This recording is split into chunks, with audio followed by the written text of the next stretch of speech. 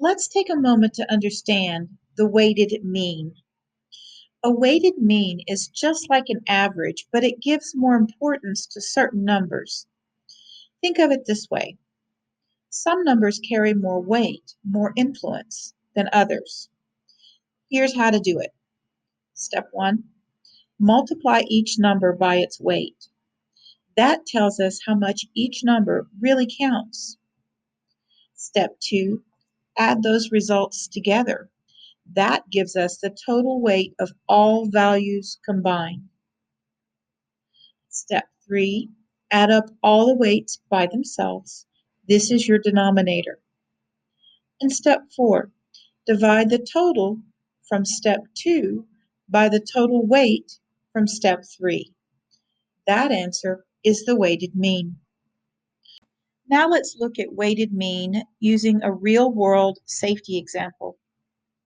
Imagine a construction site safety board. On it, you see two numbers.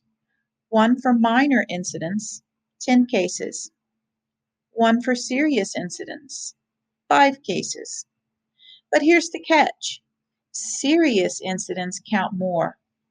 Let's say each serious incident is worth 2 points because of its greater impact. So we multiply 10 minor incidents times 1, that's 10, and 5 serious incidents times 2, that's 10. Together they give us a 20 weighted points.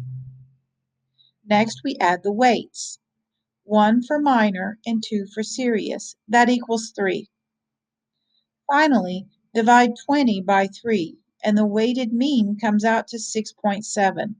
This weighted mean tells us that this site's safety picture is pulled upward by the severity of those incidents, not just the number. That's why weighting matters. It gives a fairer picture when some numbers carry more weight than others.